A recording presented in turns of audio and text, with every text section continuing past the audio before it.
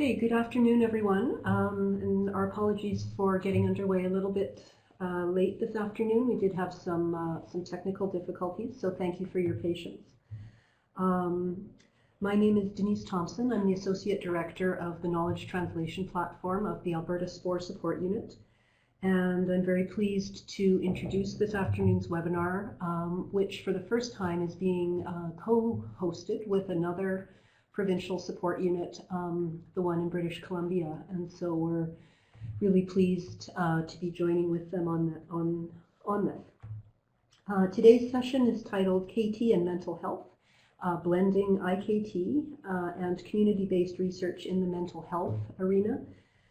The presenter, Dr. Erin Michalak, is an Associate Professor in the Department of Psychiatry at the University of British Columbia. Pardon me, her research has been supported by CIHR and the Michael Smith Foundation for Health Research, among others. She'll be speaking with us today about some of the lessons she's learned in the first decade of a very interesting initiative of which she's the founder and leader, which is the Collaborative Research Team for the Study of Psychosocial Issues in Bipolar Disorder, which is CREST-BD for short. And this is a Canadian network funded by CIHR and dedicated to collaborative research and knowledge exchange. So she's published over 80 scientific articles, several books and book chapters, and in her spare time is a mushroom hunter and breeder of giant schnauzers. So just before we begin, I'd like to mention that today's session is being recorded. The link will be provided to you along with the presentation slides after the webinar. So the format for today's webinar will be maybe 35 or so minutes of content, followed by some time for questions. And so you can send questions throughout the presentation by typing them in the chat screen, or you can wait till the end. In either case, we'll make sure that your question gets noted and responded to. So I hope you enjoy today's session, and on behalf of both the Alberta SPORE Knowledge Translation Platform and the BC Support Unit, I'd like to extend a warm welcome to Erin Michalak, and I will now turn the microphone over to her. Thank you. It's a real pleasure to join you today. Let me show you where I'm joining the webinar from. This is the University of British Columbia. This is where I am currently. I think my office is right around here. I actually live on the Sunshine Coast, however, which is a ferry ride away from West Vancouver. So here's downtown. This is North Vancouver, West Vancouver, and you would go up to Horseshoe Bay and you would catch a ferry that's about 40 minutes long to get to the Sunshine Coast. And this is a photo that's taken just outside of Roberts Creek, the village that I live in. And over here is a pier and a community area. I'm going to come back to this image at the end of my presentation. This is what I'd like to do in my time with you today, though. First of all, I'm going to introduce you to CREST-BD, talk a little bit about our mission and what we're here to do collectively.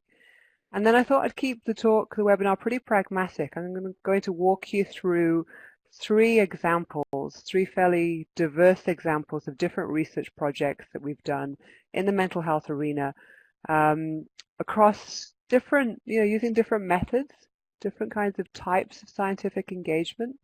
But I'm going to try and reflect as I go through on the guiding principles of the SPORE patient engagement strategy, which are specifically around the ideas of building an inclusive environment, creating an environment where we authentically support engagement of people with lived experience of health conditions, where we build an area that's really characterized by mutual respect, and where we have capacity to co-build products together. And at the same time, I'm going to reflect on some of the lessons that we've learned within the CREST-BD context along the way. So this is CREST-BD. Our mission is Really, it's twofold. First of all, we're here to perform research and knowledge exchange in the area of bipolar disorders. And as part of that, to really have a meaningful impact on the health and the quality of life of Canadians who live with the condition, and to improve the healthcare system that supports them. But the second and equally important part of our mission is to really empower communities to engage in bipolar disorders research in a different way. We formed the network back in 2007 with a small startup grant from the Michael Smith Foundation for Health Research. In 2010, we were awarded a Network Catalyst project piece of funding from the Canadian Institutes of Health Research for 3 years, which was really focused on helping us go national as a network, specializing in what we would call integrated knowledge translation in the bipolar disorders arena. We focus our research in 4 main areas. These are the study of quality of life, the idea of self-care or self-management strategies in bipolar disorder, and how can we advance the science around those, and then share the best of our science on self-management with the wider community, psychological interventions and psychosocial treatments, and a topic of very high community priority, which is the study of how to address stigma and lessen the substantial mental illness stigma that people face on a daily basis very frequently. This is how we organize the network.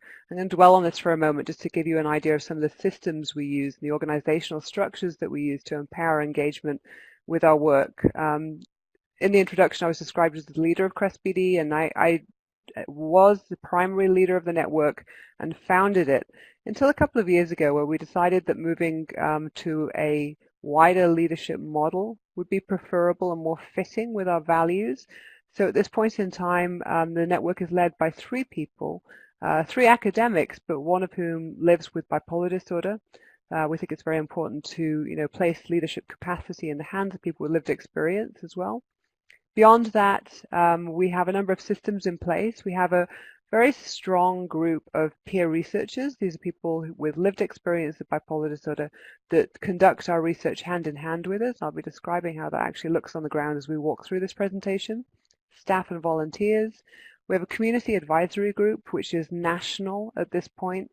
Importantly, that is a group of people with lived experience of bipolar disorder, but also healthcare providers and clinicians and representatives from community agencies across the country. We have a strategic level national advisory group. And then beyond that, we have a community consultation group, and this currently stands at about 500 or 600 people across the country and actually internationally who get engaged in our research in different ways. And I'll tell you more about that too as we move forward. Of course, as with any network that's effective, really much of our reach in terms of knowledge translation capacity rests within our partnerships with other organizations. And we have long-standing and pretty high-functioning partnerships with about 17 different mental health and knowledge translation organizations nationally and internationally at this point.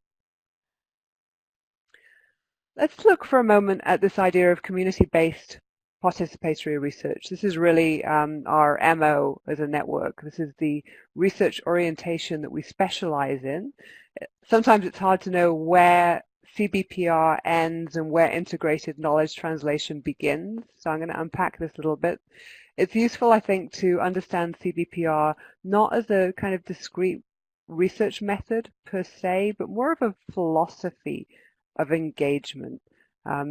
Barbara Schneider described it as that back in 2012, and I like the wording she used around that. It's really around an openness to adopting different methods, and within CREST-BD, our research ranges from actually quite biological or biomedical research through to randomized controlled trials, qualitative, quantitative, mixed methods, arts-based, and then what we would call almost participatory action research that is very grassroots and very community-focused.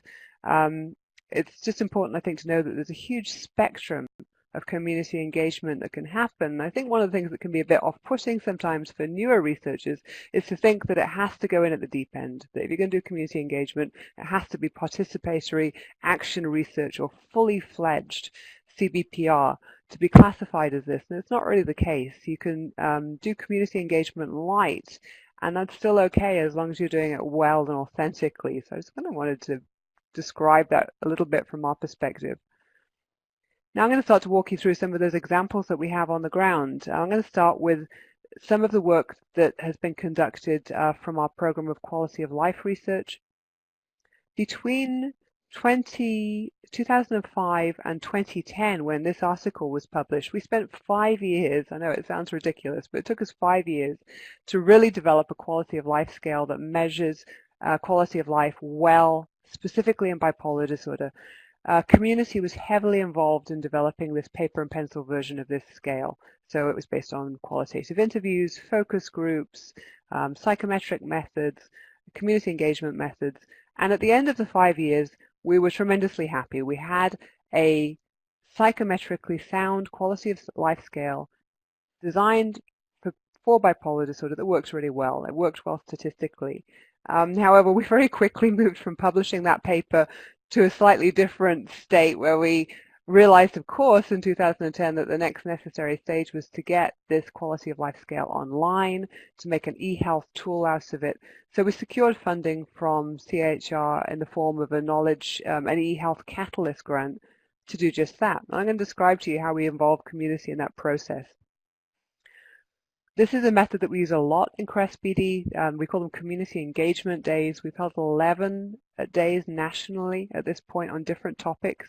When we're starting a new area of research or designing or consulting on specific research projects, we often bring large groups of people together on a particular day to really have some deep time to get into that particular topic of interest. So this is the one that we held to help design the online version of the quality of life scale we had developed.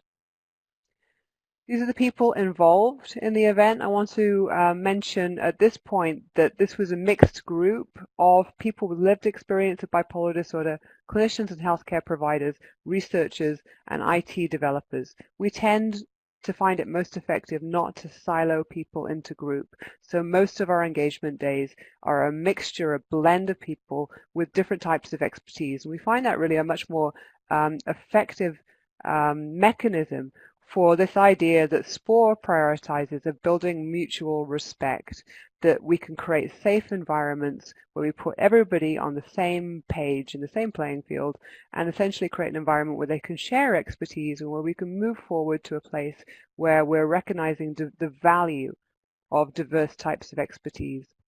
In terms of engendering and supporting mutual respect within CREST-BD, really our vision wasn't one to privilege patient expertise.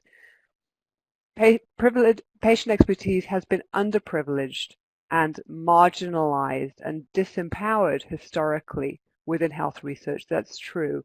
But our vision wasn't to create a network that really put patient expertise front and center or foremost. What we have been striving to do instead is just to create an environment where multiple types of expertise are valued, recognized, and empowered. I hope that kind of makes some sense the way I've described it. One of the things about engagement days is there are a huge amount of work and money to design and to put on. So another thing that we found really useful is to always embed a more formal research project in the engagement day that we're running. Typically what we do is, after doing some warm-up exercises, is to put people right into a focus group. Because then if you're doing the focus group at the beginning of the day, you're actually capturing people's opinions and feedback before the major group discussions during the event have happened. So this is an example of the focus groups that were delivered on that e-health day. We had focus groups with people with bipolar disorder, with healthcare providers. They were an hour and a half in length, and they followed pretty traditional qualitative research methods. So we were able to get scientific papers and publications and advance what we needed to know about designing our e-health tool within a formal research project. One of the other things that we find is very helpful is embedding a lot of arts-based graphic recording or graphic facilitation into our community engagement days. This is probably particularly important for the community we work with. People with bipolar disorder often intrinsically value creativity. They're often heightened in creativity and really are wedded and responsive to the idea of visual methods as a form of knowledge translation. So it's a very powerful means for us for knowledge sharing. It's a different way within the events to share knowledge visually as opposed to orally. It's also really useful to have these kind of outputs afterwards for producing social media content, for livening up your reports. It's something that we embed in almost all of our events now and find incredibly productive and useful. And so this is what we did on the day. We had the IT company, worked hand in hand with them to develop some prototypes of what our tool might look like online. That is, how would we graphically show our quality of life scores in the quality of life tool we were developing. And we produced some kind of options that were pretty traditional scientifically, this one. And then we showed them to people during the day, this one, which is a more traditional bar chart. They got ripped apart quite kindly by the attendees at the day. What they wanted to see was something much more holistic, more representative of First Nations or Aboriginal health wheel. And they put a lot of time and very useful expertise and energy into helping us develop something that was a better product.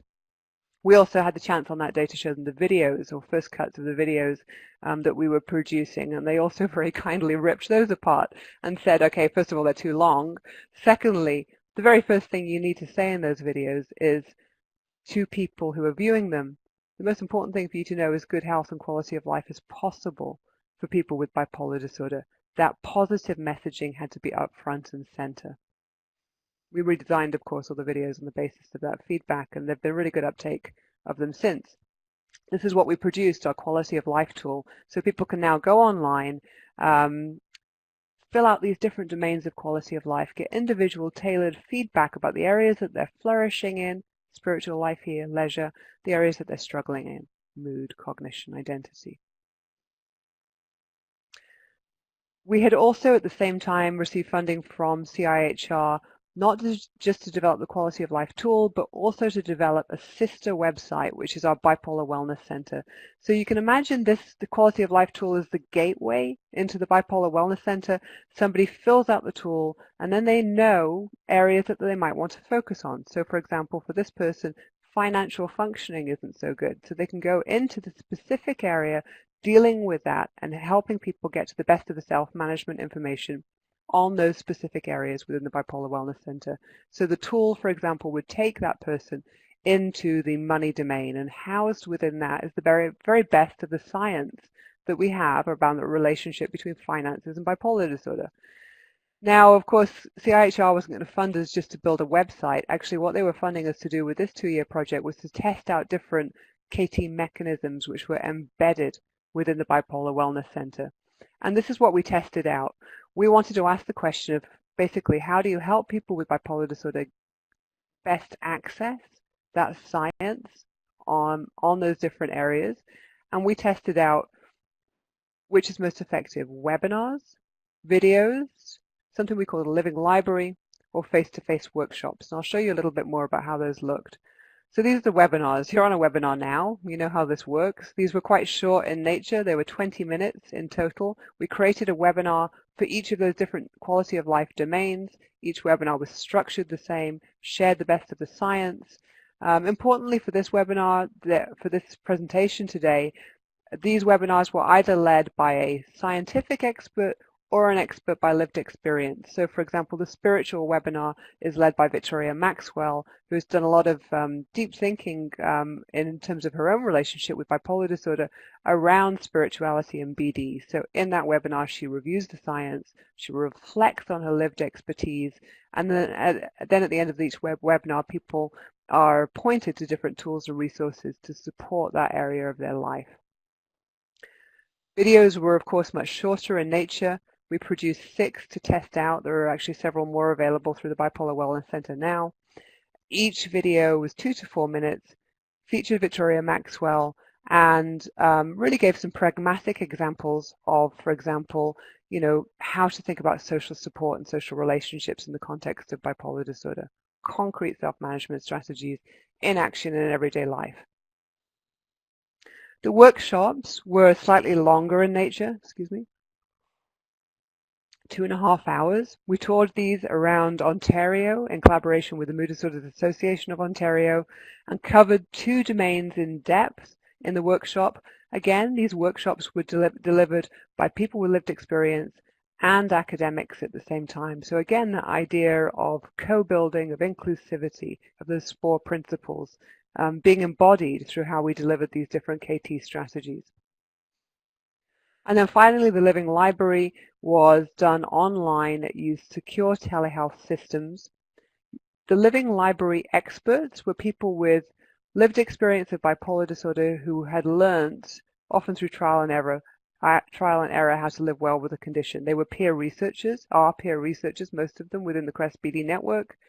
They were trained up to act as a Living Library expert, and then they would meet online for a session one-on-one with somebody perhaps newly diagnosed with bipolar disorder and tour them around the Bipolar Wellness Center and individually tailor the information in there according to that person's quality of life profile and what they wanted to focus on. I don't have time today to share the results of this analysis with you. In the Q&A we can get to that if you'd like to hear about what we learned from our mixed methods evaluation of each of these 4 different KT strategies, but I'm going to stay focusing on the process that we use in our research, at least for this point. Okay, moving on. This is a different type of project. This is our Bipolar Youth Action Project. It was 2 years in total, funded by the Vancouver Foundation, who've been a strong supporter of our work. Wonderful organization in BC that really just funds grassroots research at this point. And this is more of a participatory action research. The project was led by a 12-member team of youth with bipolar disorder, a lead from a community organization, Andrea Paquette, and our group at CREST-BD. And really we were funded to think about, in collaboration, how does self-care and self-management look effectively for youth with bipolar disorder, and is it any different from what adults with bipolar disorder use or do to live well with bipolar disorder, and how can we increase the capacity of Vancouver Island youth to engage in research differently? And then finally, once we know what self-care and good self-management looks like, how do we then share that information? What are the best KT strategies that youth are choosing to share with other youth? And these were the major milestones for the project, which we've just completed. As I mentioned earlier, we did 2 of those community engagement days.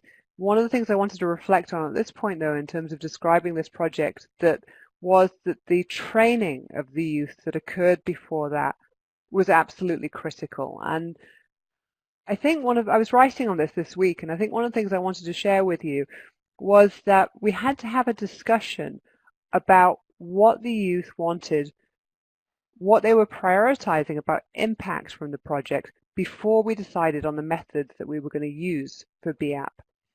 So when we spoke to the youth about, okay, where do you want to see impact from your 2-year project, they prioritize sharing information with other youth, but they also really prioritize getting the findings of their research into the bipolar disorder psychiatric literature. They wanted hardcore peer-reviewed scientific publications from their project. And so that really instigated a conversation around, well, what methods will we have to use in order to empower that? And we had to have a very difficult conversation around, okay, well, if this is a purely arts-based project, we likely won't be publishing that in one of the major psychiatric journals. We might be able to get a qualitative research project in, but it's really not going to occur with just not arts-based projects. So what they decided to do was use a blend of arts-based, qualitative, quantitative, and community-engaged methods for this particular project. And they did it. They have 4 publications. We have 4 publications at the moment which are under consideration or published from the project, as well as some really great knowledge translation outputs designed by youth, geared for youth. Okay, the last project I'm going to quickly describe to you at this point is, again, different in nature. This is a very large online randomized controlled trial. It was funded last year by the Australian NHS, NH and MRC it's called. It's a big Australian healthcare funding body. It's called the Orbit Project, Online Recovery-Focused Bipolar Individual Therapy. This project is neat, really, really neat in several ways, partly because we look at this. We made a GIF out of the logo. That was pretty neat. But beyond that, we knew from community consultations that people with bipolar disorder are really prioritizing psychological and social treatments for people who are later on in the diagnosis. We know from research that people with bipolar disorder who've had lots of episodes of depression and mania don't respond as well to treatments like cognitive behavior therapy.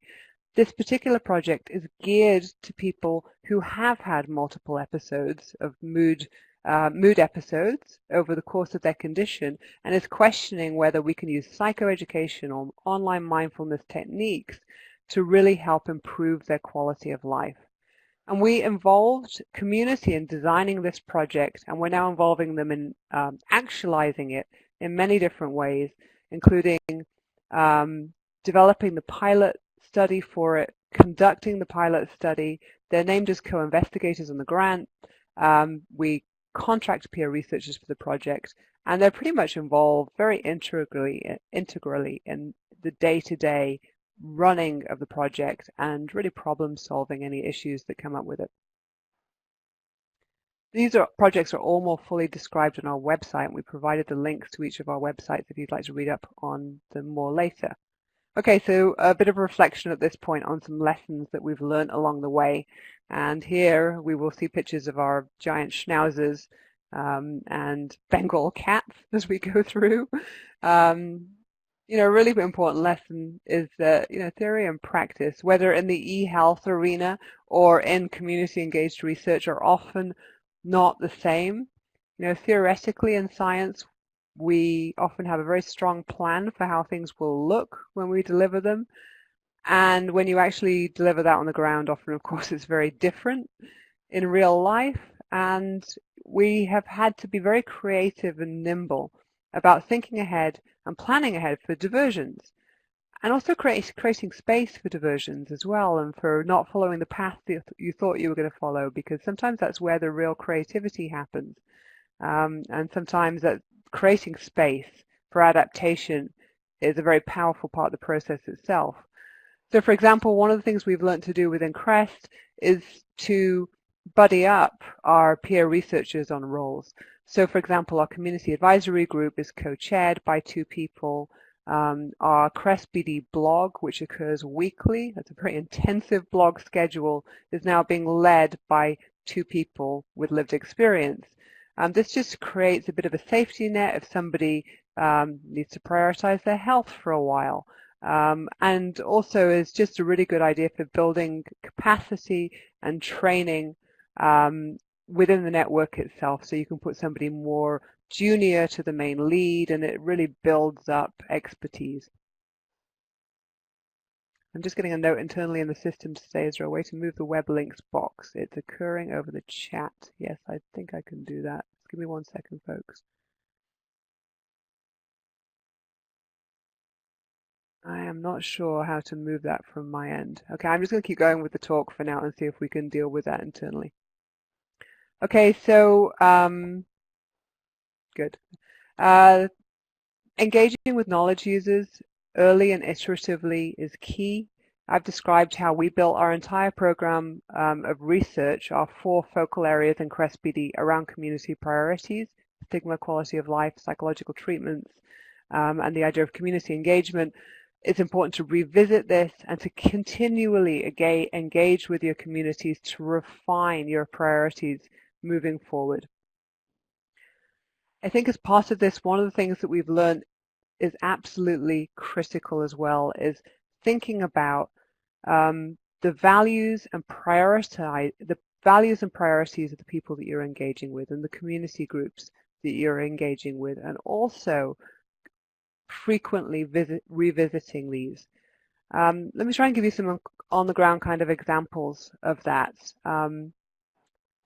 One of our long-standing peer researchers, Victoria Maxwell, has her own business, Crazy for Life. We've worked together for over a decade now. She's been one of the peer researchers that has really built CREST up from the ground. For her, what she valued was, first of all, making a living through her business and goals that supported her as an entrepreneur, as, you know, a business owner. And so early on in our relationship, we had to do a lot of negotiation around what she valued as an important output, and what we valued scientifically, and kind of finding some sweet spots between that where we could meet her priorities and meet our priorities and sort of, you know, match them both and meet them both as we were moving forward. This idea of compensation is also really important. Compensation is often financial, of course, and sometimes not financial. By that, I don't mean that we sometimes don't pay people. We almost always pay people who work with us, peer researchers. We blogged a couple of months ago about financial compensation being an appropriate financial remuneration being a value statement in itself. So it's very rare that we don't pay peer researchers for their work with us, but we use a variety of ways of doing that. So some people we contract, some people we pay per meeting, but we also recognize as well that other people value things more than money, and that having those conversations about what they really care about as part of the process is really, really important. And making time in your meetings, in our CREST meetings, in our events, in our community engagement days, for that team building, for exploring the diversity in the room, for having conversations that are fun, for just creating an environment to foster that, and an environment that also addresses stigma and supports recovery, is perhaps the time that's most importantly spent. Good science will happen with that safety, with commonalities around values, with the ideas of building an environment for support and mutual respect and co-building. So putting that front and center has been really critical to our success as a network. The final minute or two I'm going to spend here is just sharing a couple of reflections on impact. We recently had the opportunity to create a couple of documents where we had researchers in the team and peer researchers reflect on different areas of impact from their perspective. And I've just pulled a couple out to share with you. This is Sherry Johnson. She's one of the leading psychological social researchers in bipolar disorder down in California. And she reflected about the importance of CREST's work in prioritizing community engagement, lived experience within the psychiatric literature in particular. Psychiatry is a pretty biomedical field. We were late out of the gate in terms of recognizing the value of the patient voice, and we have some catching up to do. So from her perspective, CREST's work has been very valuable in terms of prioritizing and showcasing how effective that can be and how much impact it can have within the psychiatric community particularly, and with our major bipolar disorder organizations. Greg Murray, one of the co-leads for the network, reflected on the impact on funding success. At one point in the network a few years ago, we had 100% funding success rate across 5 different grant applications. Our national funding success rates are between 10 and 15% on average.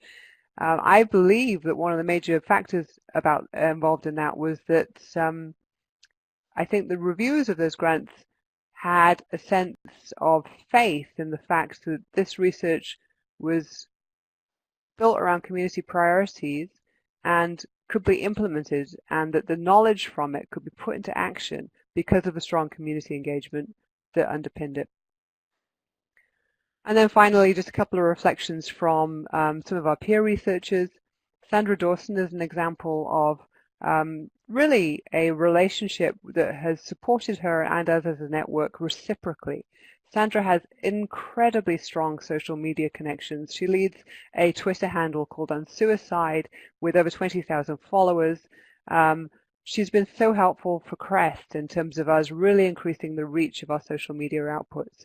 for us, we've been able to support Sandra in terms of, giving her more expertise in research, credibility in terms of increased credibility in terms of association with a research, a research organization and university affiliations. So it's really worked well for us in tandem, that relationship. And then finally, Carolyn, who's in Toronto. Carolyn's a medical librarian, and I think her story is incredibly powerful. She speaks in the document about how her affiliation with CREST as a peer researcher was really important because it gave her a safe way of almost kind of coming out in her work environment. She hadn't disclosed her bipolar disorder to many people, anybody actually, before she began work with CREST PD, but this gave her a safe way to do that was kind of scientific, and where her lived experience expertise was not being pathologized, it was being valued and prioritized within the research process. And I just thought that story was a really valuable reflection. So back to where I come from, the Sunshine Coast. Just down the road from me, we have a pier, and on the pier is a mandala, it's called. And every year, the community gets together to co-paint an image on the mandala. It's designed by an artist, but really just the framework for it is put up. And then over the series of about 4 days, anybody can come down. Could be a kid, could be somebody, anybody from the community can come and they can paint what they want in a little section of the mandala. And they kind of, do it collaboratively, and you watch it happening and you kind of wonder, it looks almost like a train wreck for a while. It's like, how is this going to come together? How will it be cohesive? Is this going to work? But it's a lot of fun, and it's co-building in action. And then after 4 or 5 days, you get the opportunity to step back from what's been created together by community, co-built in a supportive environment, one that allows for diversity in everybody's contribution, and yet at the same time really creates something that's so much more than the sum of its parts, that creates this beautiful product. And I just thought that was a nice analogy to end this webinar on, and to really kind of reflect the importance of the priorities of the CIHR SPORE patient engagement framework. It's been wonderful to share some of our learnings with you from CREST PD today. I'm going to move over to the questions. I'll leave up some web addresses and links so you can reach stuff more easily. Okay, thanks very much, Erin. That was fantastic, really interesting. I have a couple of questions, but just myself. But just before I dive in, I know a few people joined in as we went along. So just to let you know, this session is being recorded, and so everybody will get a link to the recording afterwards, so you will be able to catch up on anything you missed. And if you want to type in questions, the bottom right-hand corner of your screen, there's a little white rectangle with a thought bubble to the right of it. Hopefully that makes sense to you. And you can type your questions in there. So just to start things off, one of the things that I'd love it if you could tell us a bit more about is you showed us that great map early on with the all the different organizations and researchers and so on that you've built the network with. But in the very early days of starting to build the network, how did you get those relationships started, I guess is what I'm getting at. Like, what was the currency that brought people together? We started small and intensively. I think I would still say the same thing now, almost a decade later, that it's better to have deep and authentic, real collaborations with community agencies or partner organizations than it is to try and run the gamut of all of the ones that you could partner with. And I think part of the thing that really helped us initially when we were learning about how to do community engaged research in mental health was to kind of choose some agencies that we knew we held some similar values with. So they were groups that we had worked with in the past, where we'd had fun together, where we realized we had, a common vision and goals. And those were the ones that we started with. It was almost like picking a low-hanging fruit. And of course, you can't always do that. As you evolve and as you get more experienced, you need to pick networks that may have somewhat different ways of working, different philosophy systems from you, very different missions, and it will be harder work, to be honest, to help flourish. They're more difficult to get off the ground, and they take a lot of tender, loving care and work to really foster.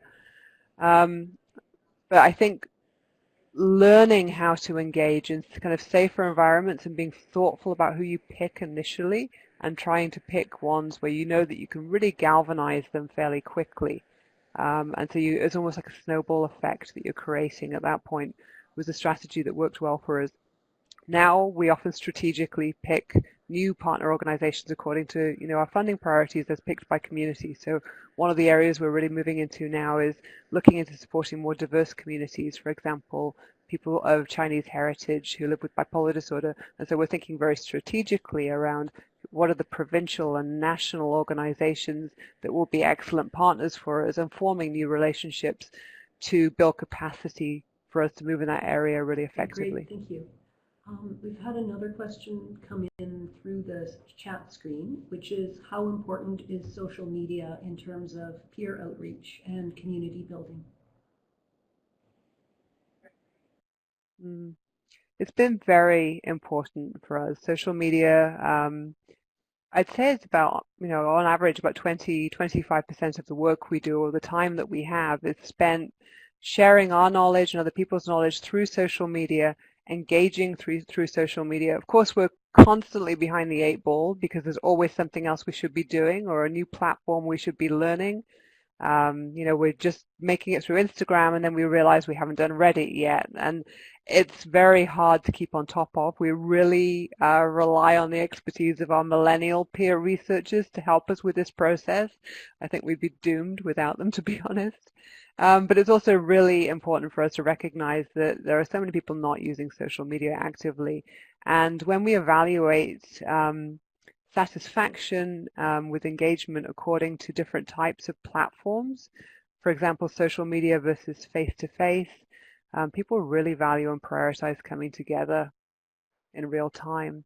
And so we don't want to move so hard into social media that we forget or leave behind the importance of real person connection, and those face-to-face events that we hold are really critical. We've had another question come in, a very practical one. How do you navigate through restrictions around compensation and disability when it comes to accepting payment? That's such a good question. That's something that we've had to be nimble and flexible about. There can be situations that arise where if somebody earns too much through a peer researcher contract, they'll lose their disability payments, or they'll be penalized or punished for flourishing in one area, essentially. So again, coming back to the idea of talking with people around any barriers, financial barriers that they may hit for engagement, and beyond that, more fine-grained financial barriers. Do you need bus passes to get to the event? Do you need somebody to look after your child? Do you need somebody to relieve you of your caregiver responsibilities? Are you diabetic? Do you need to eat every 2 hours in order to engage, as fully as you can? These are very, very pragmatic questions, but it's so important to think about them so that you can really support full and foster full engagement of community members from diverse backgrounds, many of whom are living with multiple comorbidities or disabilities or challenges which make navigating hard for them. So constantly having those repetitive conversations around, do you feel like you can participate fully, and is there anything that's impeding that, is also time well spent. Thanks for that.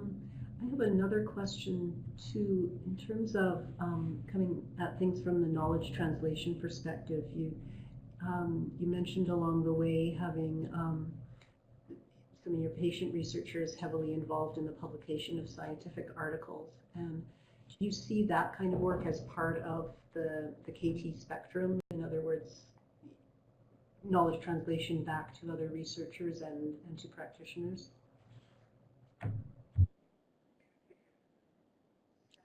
Yes, I do see it as a central part of the kind of cycle of knowledge translation and research. We're kind of at the stage now where it's pretty rare that we publish without at least one person, often more, with lived experience on our publications. To be honest, sometimes it really slows down that timeline for producing papers. But it's also time well spent because as a concrete example from that, I mentioned earlier that we published 4 papers from our Bipolar Youth Action Project. Each of those papers has youth with bipolar disorder as a co-author. Many of them have several of the youth involved as co-authors. It took us a bit longer to write like that and to make sure their voices were included in a more kind of, traditionally scientific output. But what it then meant was when we were ready to do other forms of outputs, blogging, social media, newspaper, newsletter articles that the youth were leading with, they were so intimately familiar with the messaging of the science that was just a very easy part of the process for them. And so it's an absolutely essential element. And it's also probably the one that speaks the most to power sharing as well. I mean, if you're working with co-researchers, peer researchers on a project, and then they really should be fully enabled to co-publish on that at the end of it. And you've probably done something wrong as part of that process if you haven't reached that point after, say, a 2-year project like we were finishing. So it's a real measure of success, I think. Is there any variation in receptivity from journals of manuscripts that have patient co-researchers on the author team, or does it seem to make any difference? Yeah. I mean, there are, of course, some journals that are specializing in patient engagement now, but they're not very high impact factor. And this is one of the tensions in building a culture of, academics and researchers who specialize in this area. For us as faculty members, we're being told you need to get your publications in high impact journals, and yet the ones that really value patient voice are newer journals that are just beginning. So you're constantly walking this tightrope of needing to get your scientific findings in the major, for us, psychiatric journals, but also in the ones that really make an impact in terms of patient-orientated research.